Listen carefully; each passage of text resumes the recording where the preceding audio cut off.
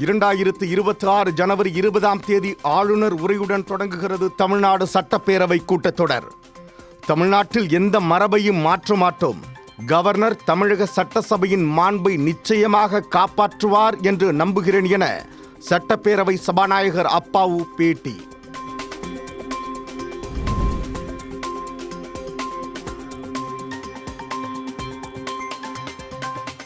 வரி விதிப்பால் பாதிக்கப்பட்ட தொழில்களுக்கு தமிழகம் தொடர்ந்து தோளோடு தோள் நின்று துணை நிற்கும்.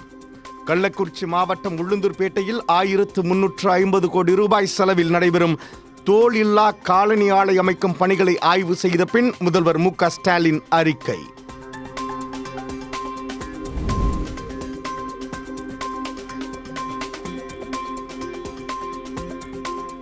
கடந்த தேர்தலில் கொடுத்த வாக்குறுதிகளையே 5 ஆண்டுகளாக நிறைவேற்றாமல் மீண்டும் ஒரு தேர்தல் அறிக்கை குழுவை அமைக்க முதல்வர் ஸ்டாலினுக்கு கூச்சமாக இல்லையா?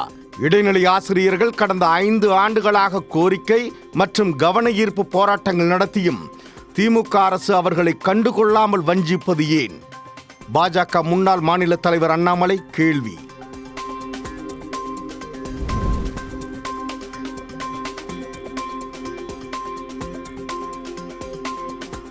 தமிழகத்தில் இடைநிலை ஆசிரியர்களுக்கு அடிப்படை ஊதியத்தில் உள்ள முரண்பாடுகளை களைய வலியுறுத்தி நடந்து வரும் பலகட்ட போராட்டங்கள்.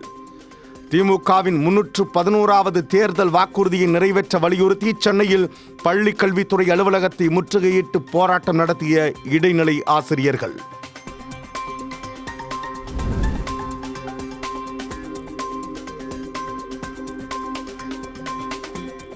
வளர்ந்து வரும் இளம் இந்திய கிரிக்கெட் வீரரான 14 வயதியான வைபவ் சூரியவன்சிக்கு பிரதமரின் ராஷ்டிரிய பால புரஸ்கர் விருது.